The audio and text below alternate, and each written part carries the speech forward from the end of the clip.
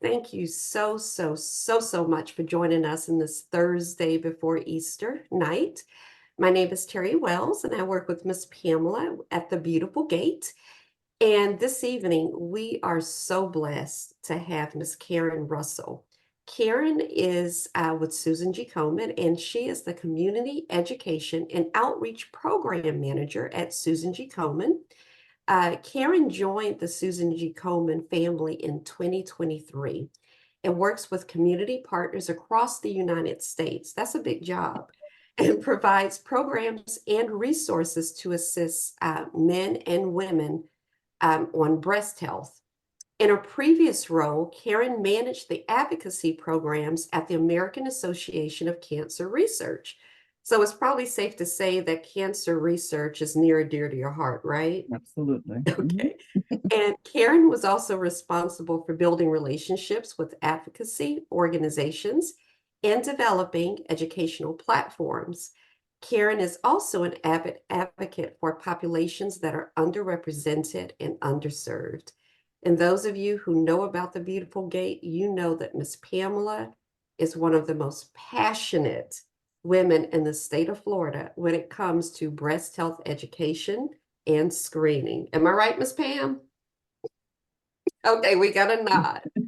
So great. So without further ado, because you know we like to stay on time, especially on a Thursday night, I am going to turn it over to Karen. All right. Well, thank you, Terry. I'm going to go ahead and share my screen. Let's get this slideshow up. All right. Can you guys see everything? Not yet. We're still seeing you. Okay. Let's see. I shared. Oh, wait a minute. I know why. Let me do an escape real quick. Let's do share screen here. That.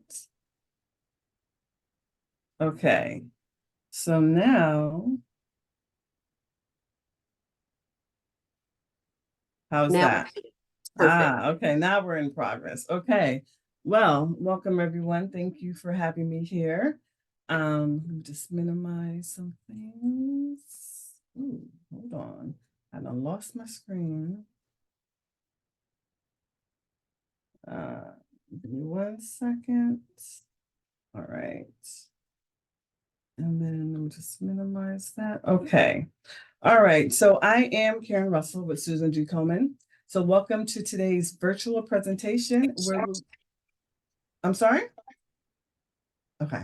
Where we will be providing an overview of Komen's Patient Care Center, sharing a few resources, and giving insight on our initiatives on advancing health equity. And of course, I want to give a special thank you to Ms. Pamela Burnett for making this possible. Okay.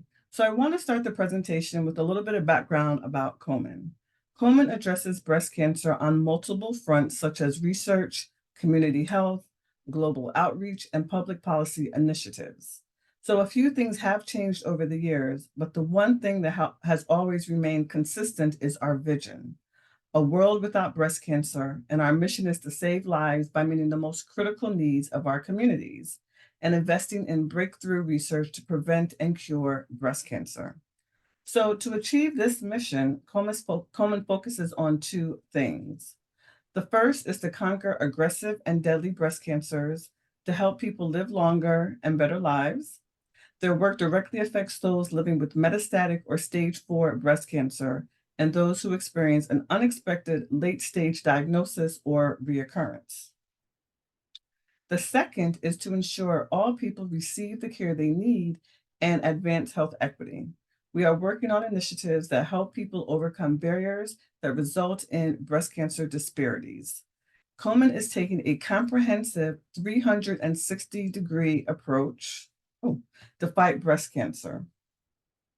Okay, let me just move some things along so I can see my notes. Okay. So sorry. Okay.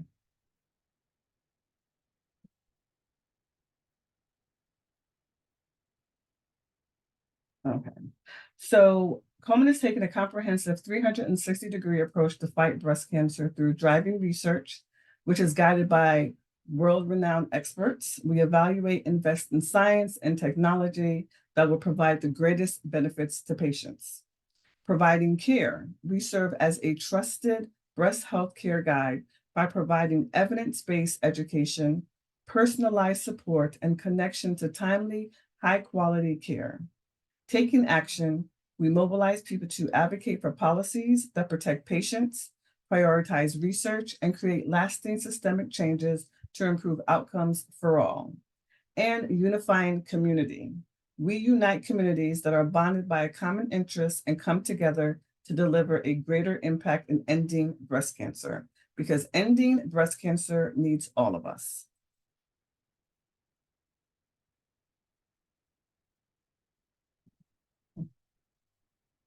So breast cancer is still the leading cancer diagnosed among women in the US. Did you know that statistically, 1 in 8 women in the US will be diagnosed with breast cancer in their lifetime? This year alone, more than 310,000 new cases of invasive breast cancer are expected to be diagnosed in women in the US, and about 42,000 women are expected to lose their lives to this disease. Now, with these statistics, there is no question that we have all been impacted by breast cancer. Nonetheless, death rates in the US have decreased by 42% between 1989 to 2021. And this is heavily due to the work organizations like the Beautiful Gate and Susan G. Komen are doing to focus on increased access to early detection, research, and more effective treatments. However, we still have much more work to do. Now, as mentioned before, Komen believes everyone should have a just opportunity to be as healthy as possible, despite their cultural or demographic background. We're committed to eliminating barriers to care for individuals and communities experiencing breast health inequities now and in the future. Health equity requires moving obstacles to health, such as poverty, discrimination, and their consequences, including powerlessness and lack of access to good jobs with fair pay, quality education and housing, safe environments, and healthcare. The inequities in breast cancer outcomes are unacceptable, and this is why Komen is committed to eliminating barriers to care for individuals and communities experiencing breast health inequities. So how is Komen going to advance health equity and improving outcomes? So one of the ways we are advancing health equity is through our flagship program called Stand for Her, a health equity revolution, and it focuses on Black women.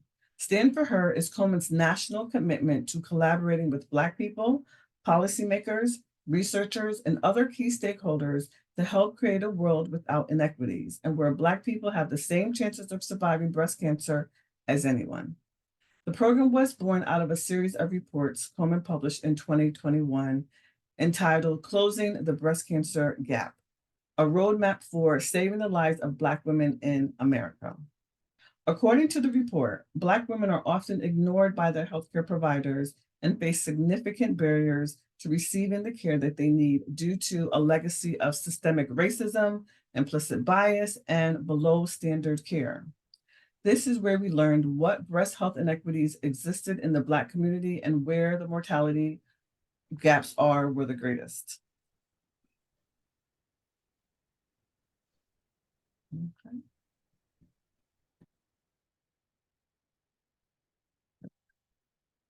So in addition to Stand for Her, Komen focuses on 5 key areas to remove barriers so that the marginalized and under-resourced communities have the same chances of survival as anyone else.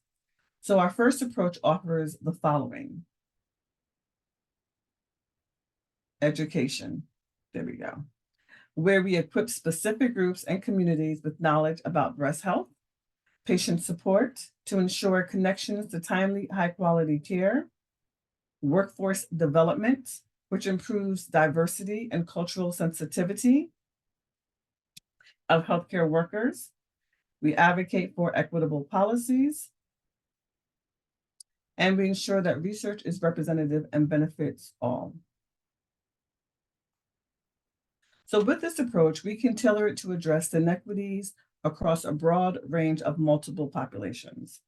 We work with our communities and alongside community partners to get the work done.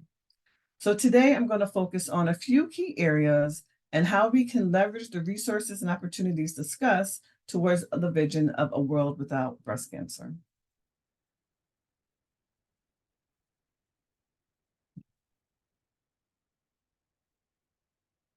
So we're going to start with education.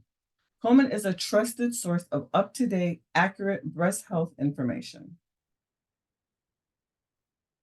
We have a plethora of resources and education materials on our website. In the first tab, About Breast Cancer, you will find the latest information on the who, the what, the where, the when, and the sometimes why. It's an unbiased and comprehensive breast care information that is safe, accurate, consistent, and based on scientific evidence. If you visit our second tab, Patients and Caregivers, you will find the Educational Resources link.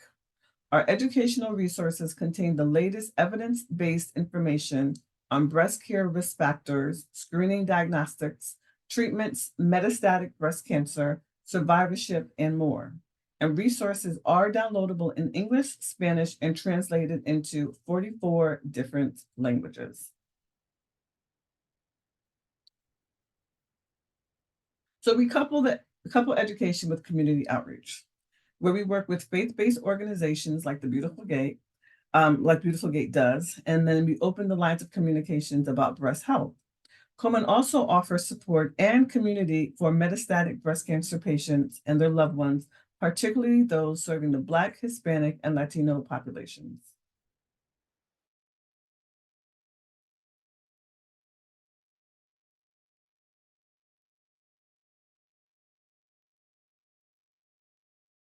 Resources, webinars, or workshops to help make decisions for improved physical and emotional health. Patients can participate in sessions with leading experts, hear from individuals living with MBC, and gather information from wellness experts. An upcoming virtual webinar will take place on April 23rd on metastatic inflammatory breast cancer. And I'll give you a second to scan that QR code to learn more.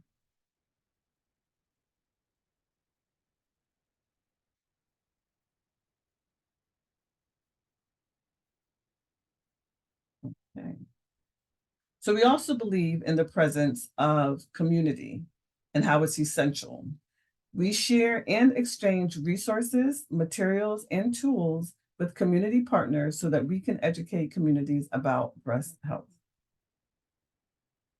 So our next approach is patient support.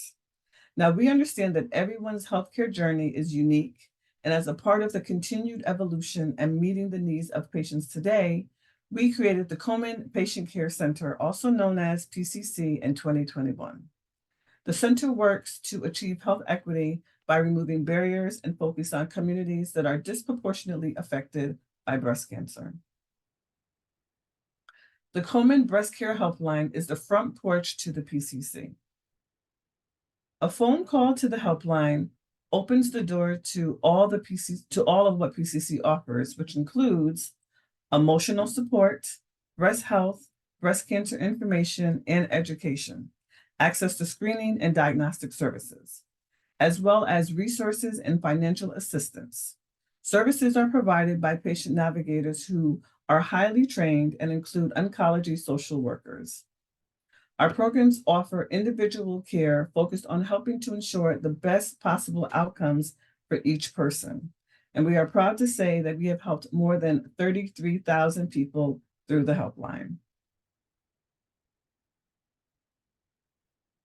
So a recently diagnosed patient says, "I didn't know where to turn. I'm so glad that I called and that you've been a great help for me." Now, to access some of our programs, all starts with the call to the Breast Care Helpline at 877-GO-KOMEN or email helpline@komen.org. And you can use that QR code to get straight to the Patient Care Center. The extensive hours are Monday through Thursday, running from 9 to 7 Eastern, and Friday, 9 to 6 Eastern.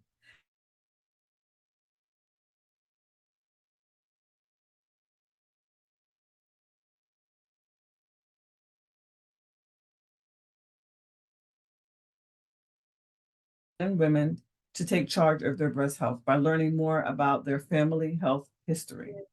Now, this kind of information can help understand their risk of breast cancer.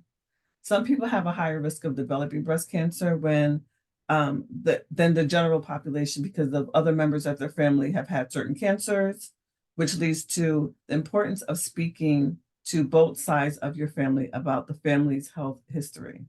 So we want you to use this tool to document who had breast cancer, other cancers, or any other health problems in your family. So you can again scan this code to access that tool.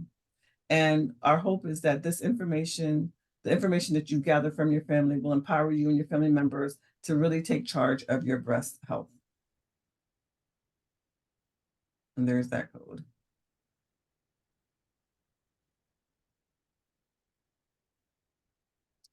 Okay. So our next approach is public policy. Where learning about public policy issues can empower you to become a strong advocate for change, because together we can ensure that the voices of women and men with breast cancer are heard by lawmakers and government agencies across the US. So through policies, we advance the goal of achieving health equity for all. So you can also take action on the bills found on the Susan G. Komen website, or locally, you can visit the Komen website for more information. www.komen.org, how to help advocacy, because Komen advocacy is definitely powered by you guys.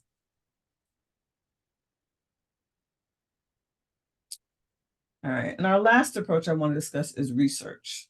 So the Center for Applied Research helps Komen to develop and improve its community health and research programs to help serve breast cancer patients, while also helping to advance knowledge about the breast cancer lived experience in the broader scientific community. Komen has invested more than $1 billion in research grants and clinical trials focused on breast cancer inequities, resulting in nearly 400 new strategies.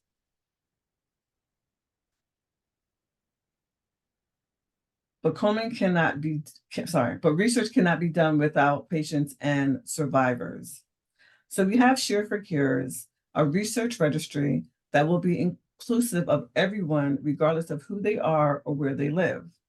And we want to encourage individuals impacted by breast cancer from diverse backgrounds to share their health data and participate in breast cancer research. We will have an ongoing research relationship with Share for Cure participants. So not only Komen, but researchers can learn directly from them. Because learning from everyone is the only way that we can be able to develop new ways to prevent, detect, and treat breast cancer and address disparities, as well as improve health outcomes for everyone. So I hope this presentation kind of provided you a little insight about our patient care center, advancing health equity, and how your voice matters. So here are a few of the mentioned links and the QR codes in case you've missed them, which include the Patient Care Center, the Metastatic Impact Series, Share for Cures, and the Family History Tool. Excellent. Thank you, Karen. That's a wealth of knowledge. And we did have one question a couple of slides back. Okay. And I think it's from Miss Pamela herself. She has a question about the HER program. Okay. Yes. Let me stop sharing. I'll do that. Okay. Okay, you there? Yep, I'm here. Okay. Yeah, when you were speaking about the HER, explain what the HER means again. So it's Health Equity Revolution. So we did a report back in 2021, and I'll share that. Let me see if I can share that information in the chat. But what it is identified 10 cities that has the biggest disparity gap in terms of Black women seeking care. And so during this report, it kind of identifies some of the things that we need to do to reduce that gap. So let me see if I can share that information. And you said it was 10 cities? 10 cities, yeah. So Chicago, Tennessee, Memphis, Tennessee, Chicago, Illinois, Philadelphia, PA, I believe St. Louis, Missouri, I'm trying to think of other cities. But those cities, why is there such a large gap? Let me pull up the report, and I'm going to put that in there. Give me 1 second, Miss Pamela. Okay. And while you're doing that, Karen, I'm also going to drop the links Okay. you mentioned here in the Yes. chat. And everyone, just as a FYI, these links will also be shared in an email recap tomorrow morning with you as well. Okay. Also, while you're doing that, Miss Karen, have you seen the new guidelines, the new breast cancer screening guidelines from the ACR, American College of Radiology? I have not seen them. Yes, one of my mentors, for Travell McKyer from the Florida Department of Health, she sent this information to me, and everyone that's on this this video broadcast, I want you to understand the ACR is the American College of Radiology. They reported, well, they're recommending new screening guidelines for high-risk women. And let me just read a couple of them. It just said that factors that contributed to the ACR reclassification of Black women and other minorities to high risk include that compared to non-Hispanic white women. Well, we know that they're saying that basically this information, they're saying that we need to be screened earlier because we're being diagnosed at a late stage. Right. Okay. Women, I had to minister to women younger than 30 years old. Okay. Some of them were in their 20s. There was one that was a teen. So I'm just letting you know. So when we go out and we advocate for this program, the program that I advocate for, and when we go out and bring the education to the community, that I understand we're not, a lot of times we're not accepted, for whatever reason, but that's okay. I will do this program. I will go out and educate for one. But you must understand that Black women are 42% more likely to die from breast cancer. Did you hear me? 42%. Despite, all the strides that are being made in breast cancer, we are still lacking. We are still dying. Black women are less likely to be diagnosed with stage 1. Isn't that something? And can I just add to that, Ms. Pamela? That's one of the reasons why I always try to encourage people to use that family history tool, because, a lot of times in our family, we don't talk about what goes on or what our health history is or who's had cancer. No one wants to talk about it. But it's important to figure out, find out what's going on so that you can see, do you have a higher risk? Absolutely. Even when I was diagnosed with breast cancer, when I was diagnosed with breast cancer, listen, my mother said to me, "Where did you get that from?" Y'all, but she's more educated now. I'm telling you. But let me explain to you. I had no idea that all my father's sisters had breast cancer. They all had breast cancer. You know why? Why, Miss? Tell them why. Tell them why we didn't know. No one talks about it. That's right. Yeah. We were raised like that. We were raised like that. Like my aunt had breast cancer and I didn't know. I didn't realize it until many, many, many years later. And it was just like, so why is it a secret? No, Mom. So, it's something that needs to be discussed. And as I've gone through some of my family history, turns out that most of my father's side has had cancer. And so now I'm like, oh, does that mean I'm at high risk? Mom, now I need to no. make sure that I have to get myself checked out. So I always encourage people to do that. I think Jerry is trying to come in. Jerry, are you? Yeah, and what I wanted to say was we've got a new thing coming out that the problem is it's called MBI molecular breast imaging. It actually is better than a mammogram, an MRI, ultrasound, anything of them. It is a nuclear exam, but the radiation is minimal, so we don't need to we get more radiation in Florida walking outside than we do from this exam. But it can pick up breast cancer much earlier. It can also determine if treatment is working much faster. The problem is there are only 12 centers in the US. We have 3 in Florida. But, and that's the reason I'm going up to DC actually next weekend, is to advocate for molecular breast imaging to be part of the screening guidelines. But the American College of Radiology is against it. Isn't that Figure something? that one out. Just let me introduce you all to one of the best persons I know when it comes to Jerry Francois is my go-to person. Whenever I get anybody that calls me and cannot get treated for breast cancer or any cancer, and they're having a hard time, this is the person I go to. If you want to get something done, this is my person. You know, I just make a phone call. Jerry is on the ball. Jerry will contact somebody on the board, you know, and she knows these people, and we get things done. We get people treated who may have called and say, well, then they diagnosed me, but I can't be treated. For whatever such reason, we are the ones that will find treatment for these women. So I just wanted you all to know why Jerry is here, and she's one of my biggest fans too. You know, so I just wanted you to know, if you ever need anything, or you run into some roadblocks, even with insurance, you know, so you know what, call us, call the people, Miss Karen, me, and Jerry. We will get them treated, and I'm telling you, and it won't be no month. It's gonna be within a week. Okay.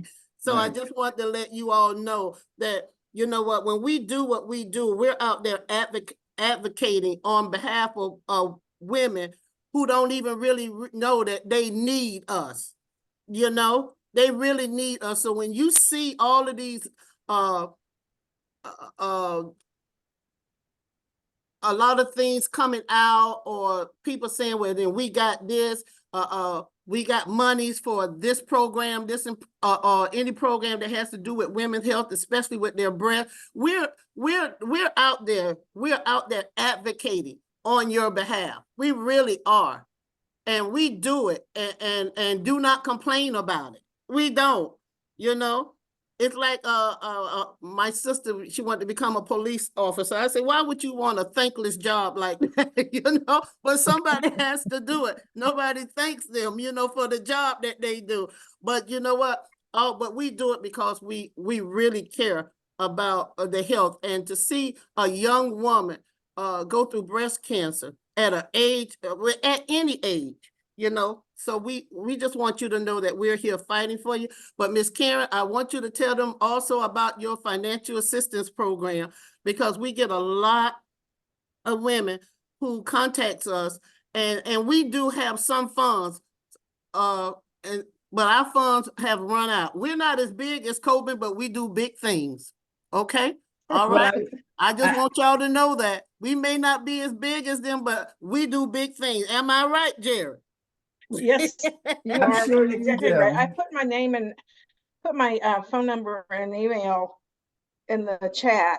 So if anybody wants to take it, they can always get a hold of me. All right, so Karen, go ahead and let them know about your program, because I have referred a lot of women to your program, especially even when we give them funds, they still can go to Komen. Go ahead, take it, Karen. Okay. So what I am going to say is that yes, Komen does have a financial assistance program. At this present moment, we have at least, if I'm not mistaken, quite a few thousands of applications kind of just pending. So we are getting to them. I believe right now there's a pause on things until they can get through those applications. But once we're able to get through that, then we'll start to pick back up. But with the financial assistance program, as far as I know right now, we do offer, I believe, up to $500 for anyone from stage 1 to 3 that may be changing after that pause is over. But I will definitely let you know and keep you guys updated on that. But that money can be used for anything that you need. So whether it's for paying your bills, or paying for treatment or food, or whatever it is that you need, it's up to you how you use that money. You do have to use the hotline to apply. So you can call the hotline, you can email, and they definitely, thank you, Fabiola. I have my colleague on there just kind of putting in some things in the chat for me, so you'll see. But yes, so feel free to call the helpline. Like I said, right now we're going to be on pause due to the amount of applications that are pending. But when we get to you, we will definitely get to you. If I can add to what Karen said, there's also another large resource center, because Komen can't do all. They do so much, but there's so many people in need out there. Another one is nancyslist.org, and they have, some of them are up to $2,000 for anything you can need. So the thing is, there's lots of resources out there. People don't know where to look. Absolutely. True.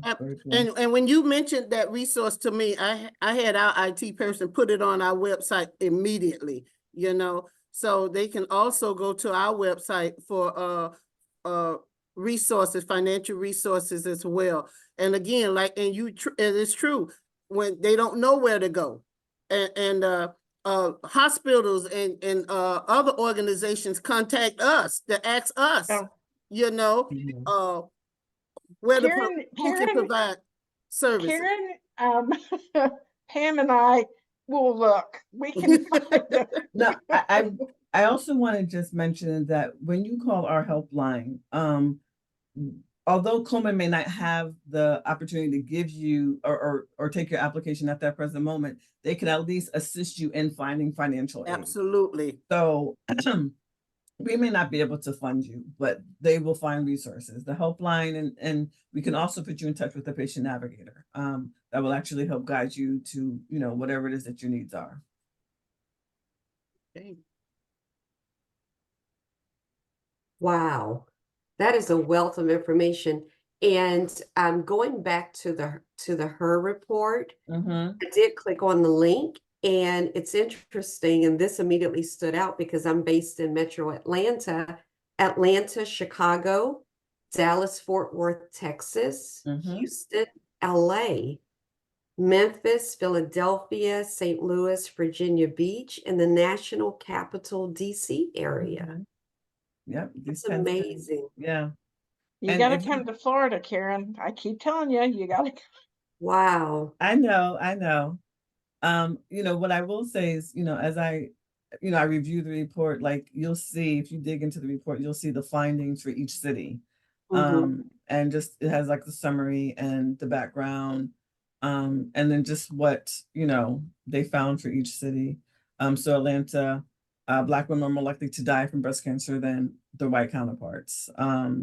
At the same time, Black women, the MTA, are also more likely to receive screening mammograms and get diagnosed with the disease at lower rates. So, I recommend that you guys take a look, although I know you guys are in Florida, but I think this is still a good wealth of information to see what's happening in other cities, and, maybe take some of these, key findings and see how you can strategize for your own area.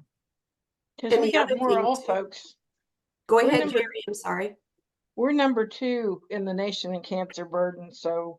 And the other thing that stood out too, you said 1 in 8 will be diagnosed with cancer. I come from a large family, and so I can count every 8th woman, and one of us may be diagnosed or would be diagnosed. And so as we gather for holidays as women, ask your loved ones this weekend, have you had your annual mammogram? If not, is it scheduled? Absolutely. Absolutely. Yeah. And those numbers just came from ACS, I believe, the end of last year, if I'm not mistaken. Wow. So those are fresh. Yeah, those are, the newest numbers. But yeah, gatherings are the perfect time to start talking to your family about, you know, what's their family history? You know, did you get your mammogram? What are you doing? Yeah. Yeah. Well, great. Well, it is 7:35, and I want to make sure that if anyone has questions of Karen, now is definitely the time before she hops off at 8 p.m. So if you do have questions, kindly unmute. And if you want me to pause recording, let me know before you ask your question.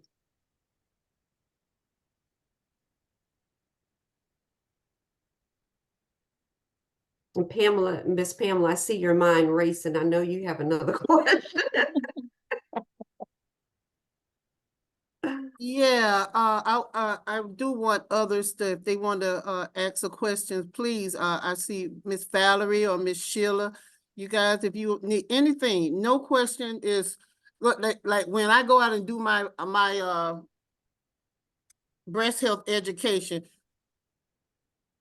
no question is silly or stupid, you know? No, everybody's a winner. We give a prize to anybody who even asks a question, okay?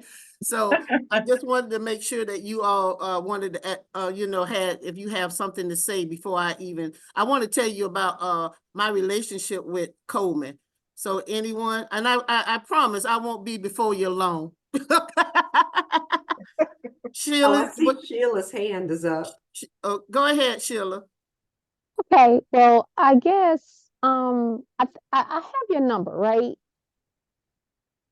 Yes. So I think I'm gonna text it to you. I'm gonna text you my full day today. We're at the cancer center right now. City of Hope in Atlanta. Okay. That's where I'm at right now, just running more tests and scans and, you know, follow-ups and things of that nature.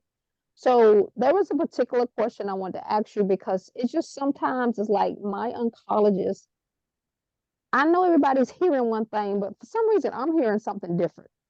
So it's like she kind of contradicts herself from appointment to appointment. So it's a lot that I want to discuss because like one appointment, you know, she'll say one thing. And if things are going, I guess, her way, she says something different. Or if she thinks that the chemo is working, she says something different. But I just, it's kind of confusing to me. Because even today, you know, all of a sudden, you know, this whole time I've been kind of leading how things was going to go for me during this stage 4 metastatic. You know, I've been leading, I've been letting them know my body isn't ready, or I don't want that medication, or I ain't taking that no more, and things of that nature. We got to try something different. So, but along this journey, which was yeah, an actual year ago this March, when I was re-diagnosed with the stage 4 metastatic, and it's just been, you know, just a lot of discrepancies within her you know, her knowledge when she comes in, because it's like I would make notes, you know, 3 weeks prior, then it's time to go back the other 3 weeks. When I go back in 3 weeks, she's saying something totally different than what she said, you know, the prior, you know, the prior appointment. So it just, I just need to talk to somebody. That's all. It's a lot of information that you're getting, you know, and it's overwhelming. That I do know. I'm not a medical professional, and there's some women on here that could probably that could say more, like Karen and Jerry. They've been out there longer than me. I'm talking to you from a breast cancer survivor. So I know when they're throwing all this information at you, you're sort of listening, you're trying to take it down, but it's so overwhelming. So you stop listening to some of it, and then because you concentrating on what something they just said, and then by the time that you understand that, they done said some things, and then it done went over your head, and then the next thing you swear that, am I right? Am I right? I know. So you know it's a lot. Take somebody with you. Take Always have my somebody with caregiver. you. Yeah. That's really important. And let them, you know what, and the questions you want to ask, like you're asking now, write them down now. Absolutely. Keep a journal. Yes. Yeah. Write do. them down now. And then when you go back, then if you can't, when you ask these questions, if you know, and you can't write down the answer, have the other person who came with you do it. I do. Okay, now, all right, then this is how you do it. Then when you go back, when you leave, then you're gonna go over those questions and those answers. Okay, now, Yes, ma'am. guess what? When you go back, you're gonna have a whole set of questions. What do you mean by when you said this? Mm-hmm. And you know what? Let me tell you something. And if you got a good physician, they will sit and they will talk with you and they will take their time. And we always tell women, if you got somebody who just rushing through it and acting like you don't know what you talking about, it's time to get you another doctor. That's you know Absolutely. what? It's time to get you another. If they're not going to be patient, because this is overwhelming. This is your life. If you Absolutely. don't advocate for yourself, nobody will. So you know Right. what? At least now you know you're equipping yourself. Yeah. You're your best advocate. Yes, Absolutely. ma'am. You are your best advocate. So I'm telling you, if you don't have a journal, I'll send you a journal. I got one. But I want it to be filled. Okay. When you get up at night, because I know you can't sleep. I've been there. You write down what you're going through. And I When do it you're all the up in the time. middle of the night and when nobody can see you crying, you know Yeah. what? That's right.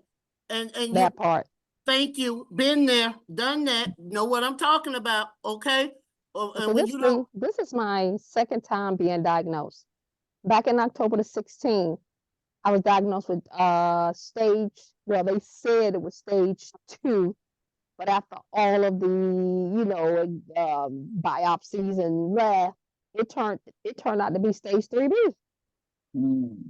And that was a journey in itself. And here I am thinking, okay, I'm out of the woods right now. And then I start having problem in one of my in my left hip and that entire leg.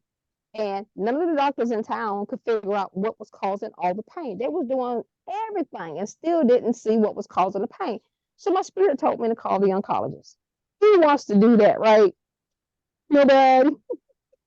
So I called and I did the right thing, and I'm glad I did. And that's when they told me that my cancer markers has been rising for months, for years. Nobody saw it. And he was like, I do apologize. So many people dropped the ball on you. I'm sorry. But you now have stage 4 metastatic breast cancer. And this is when they say things when your spirit be like, He said, we can't do anything else for you but make you comfortable. Mm-mm. no, we're not Mm-mm. even finna listen to that. Y'all come on, my partners. Y'all chime in. No, that's not okay. First off, what I will Like, recommend is Miss Sheila, you need a navigator. You need a patient navigator. You can call Komen. The number is 877-465-6636, right? Call them and then just say that you're interested in getting a patient navigator. The person that you'll speak will probably give you a little bit of information about this is what you're going to need to do, and then they'll put you in touch with a navigator. Your navigator is going to be able to help you get through this system, because to me, that's a cop out. What do you mean there's nothing you can do? What? and so that was last year, March. Absolutely not. I will See? say, Komen does have a page on their website for metastatic breast cancer.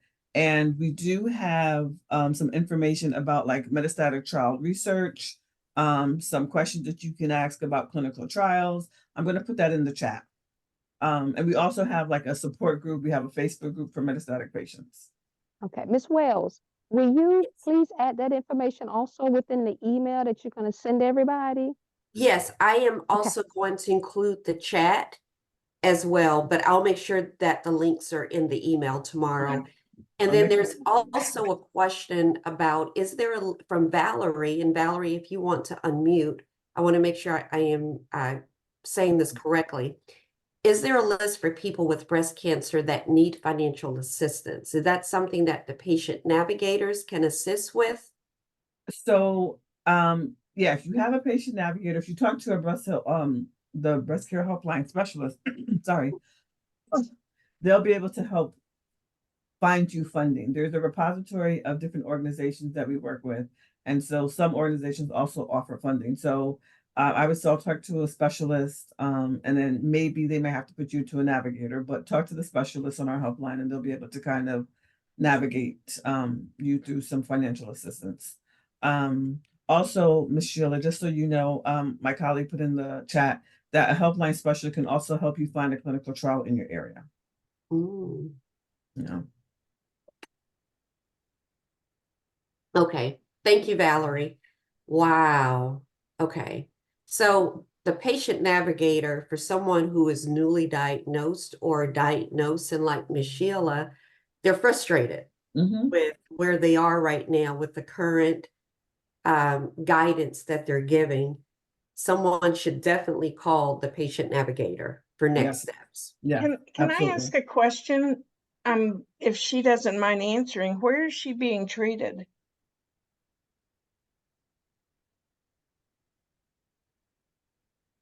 I think she said Atlanta. Ms. Sheila, did you say you're in Atlanta? Yes, ma'am. It's Yeah. it used to be the Cancer Treatment Centers of America. Uh-huh. Okay. Oh, And now just so you know, Miss Sheila, we help everybody everywhere. We don't care because we in Florida. We help everybody. And Yes, ma'am. they should I have appreciate their you. own, they should have their own patient advocate, navigators. They usually They do. They do, but of course it changed from Cancer Treatment Centers of America to City of Hope. Hmm. So when that changeover happened, it seemed like the quality that was there from City of Hope, it was just so, it was just so high. It just kind of, it's come down a bit, the City of staff Hope is has, still, I know the staff is still trying to be very loving and very caring. I mean, the entire staff all around, but I don't know. Sometimes we get traveling doctors and sometimes they stay for a little bit longer. And then before you know it, you get a letter in the mail saying, oh, that person had to go. Mhm. And City so of Hope does have patient navigators, and I have friends at City of Hope in California. they So I do. can We call have some them and patient navigators. It's one, she actually lives in my hometown, which is Warner Robins, Georgia. She, it's, how can I put it? It's like, she'll guide me, but it's like I find out more on my own, Mhm. And so when I went upstairs to, I forgot their name, they're part of the financial department, but they social workers. That's it. Mhm. And all they did was, oh, here's an application, here's an application, here's an application, here's an application, here's an application. They're Let not me know. navigating you. that's not right. And I came home with a stack of paper and it just drove me absolutely nuts. I said, I can't. Nope. I put it on my dining room table. I said, I will see you some other day, but just not today. Because that was not help. That was, Mhm. here you go, do it Right. yourself. And I know I went through most of those once before, and half of them wouldn't help me because of where I reside. Mm. And especially being outside of the Atlanta location, they was like, nope, you have to be in this area. Sheila, please call Komen. Please. I will. You know what? I got your number. Let me tell you something. I got your number. Don't have me call you. You know how our folks say, don't have me call you. Don't have me don't have me come with my switch. You know how we do it. Don't have me. You want this switch? I want you to call me now. I want you to call me. I need you to call me. All right then. Yeah, Don't Sheila. worry. Okay. You part of the family now. Yes, Oh, you are. amen. Thank Call y'all so Komen, much. and you have my email. I put my email in the chat as well. Awesome. Thank you, guys. Yeah, You're absolutely. welcome. It's 7:50, so we have about 10 minutes left. So Karen is with us until 8 p.m. So now, like Sheila, if you have questions, concerns, now is definitely the time while you have Karen's ear. Okay. Any questions? I would ask, okay, is it always like just financial resources from Susan G. Komen? Because I got it last year and then they say I can't fill out another application until the next year. So is it always just a year thing, or are there other stuff going on in between that year? So in terms of financial assistance, usually the application is every 12 months for you to receive assistance, right? Yeah, you can reapply every 12 months. But we do offer some stuff with screening and diagnostics. So again, if you call the helpline and just say, you know, I'm looking for screening, or they'll put you into, or they'll have you connect with whoever you need to connect with to get that done. The helpline is really there for anything, whether you don't understand something, if you have questions about something, if you're looking for a clinical trial. So the helpline is everything. And then again, a patient navigator is there to say, okay, let me hold your hand and help you go through something. So I always say start with the helpline first, and then from there, then they can navigate you to where you need to be. Okay. And as I mentioned earlier, like our website has a ton of information, always in English, in Spanish, and if you know people who have other languages, you can download some things. So yeah, we have tons of information on our website as well. Okay. And I will reach know, out. I know a lot of the patient navigators at Komen because they're friends. But they don't drop the ball. Absolutely not. Okay. No. That's good to hear, because I tell you, I've had a lot of balls drop. Not good, not acceptable. Right. Exactly. Not acceptable. Not That's not acceptable. acceptable. But as Ms. Pamela said, you have to be your own voice, and it sounds like you have a strong voice, so I'm not really worried about you. Yeah, But I have been, and they've been like, yeah, why? And I'm like, because my body's not ready yet. I'm not ready. absolutely. Just leave me alone. Just leave me alone for a minute. I'll call you. Yeah, you need to be very vocal in your treatments. Absolutely. Yeah. Absolutely. I see Dr. Bridget Boynton is on. Dr. Bridget Boynton, thank you. I see Wanda and Jeanette Jackson. Thank you all for joining us. Wanda Dore is on. She has her own nonprofit organization in the Palm Beach area. So she's near. We're glad that you were able to join so you can have some information to share with your clientele. And her clientele is the same people who we target. Wanda?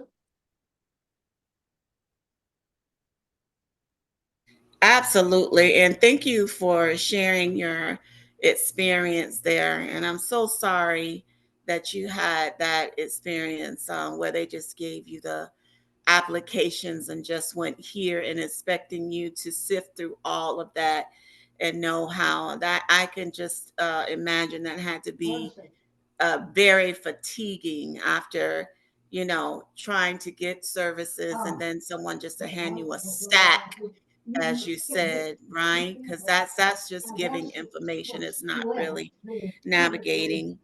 But absolutely, we do target women and men who need breast health education, who need treatment, and we are a collaborating partner with the Beautiful Gate. And if we can't direct them in the right direction, we know one of our biggest resources is the Beautiful Gate, and we collaborate together to get them whatever resource they need. And it is that holding their hand and walking them through the process, and that follow-up piece that is really needed to make sure that no one falls through the gap. So I'm just glad to be a part of this conversation and hearing what you all are saying. Wonderful. Great. Thank you. So we have about 5 minutes left. Does anyone else have any questions or comments that they'd like to ask or share before we wrap up? Well, great. Well, Miss Pamela, would you like to share some closing remarks? This has been a fabulous conversation following the Karen's presentation, and I'll be honest, I'm here in Atlanta, and to see Atlanta on the list, I am just like, wow. And Miss Pamela, I actually met Miss Pamela for the first time a few weeks ago in Deltona. My mother and I, one of the stories that we shared, and it was something that was kind of touched on a little bit, is that within the Black community, we do not discuss our health challenges or health diagnosis with our family members. I had an aunt who was diagnosed, had had a mastectomy. Her own sons did not know Mm. until after the fact. So thank you for sharing that report, because when I see my family, I'm going to share, like, you all, and I'm going to remind them, you all need to talk about it. You all need to get checked. Amen. Yep. Amen. I think you just did it, Terry. You closed us out. And Okay. but you know, really, that's all I can say too. Every day, I'm giving out cards. I'm asking women I meet in the street. My mom's probably so tired of me. She said, everywhere you go, people just take to you, and they start talking, and I start asking, you had your mammogram? You know, I do, you know, so, but anyway, be your own best advocate. That's one of the things that's all I can say. But I do want to just mention this right quick. Also, my relationship, how I started. When I first started out my organization, my very first grant was with Susan G. Komen for my support group. They funded my support group when I was not known to anybody. You know what? Being an advocate, I went to their office and I told them, I said, and I did. And I told them that we needed something in our community. And, you know, and it went from there. And y'all know that was in 2008. Mm. They funded us for 3 support groups in 2 counties for 5 years. Wow. See, for 5 years, Okay. So, you know, they are near and dear to my heart. And I just want you all to know, so when you all see them out there and they're raising funds, you know, that I was part of that. And so, you know, you know, a lot of times, oh, they don't help Black folks. Y'all know what I'm talking about, so don't act like you don't know. Oh, ain't nobody helping us. But you know what? They helped me help you. And look where I'm at now. Okay, so I just wanted to just share that. I can go on and on because I'm in ministry, but I will not. I will be here all night. But I just want you all to, you know, to know where my beginnings came from. My humble beginnings was this girl diagnosed with breast cancer who was scared and didn't know anything, didn't know what, and just wanted to I wanted to know what was happening out there in the world for us. And they gave me a chance, and they took a chance on me, and look at where it's come to now. You know, so I just want you all to understand what we do is very important. And again, like one of our professor I work with, even when I get weary and I get tired, he say, Pam, they don't know. And when I want to quit, he'll say, you can't. He said, because they do not know.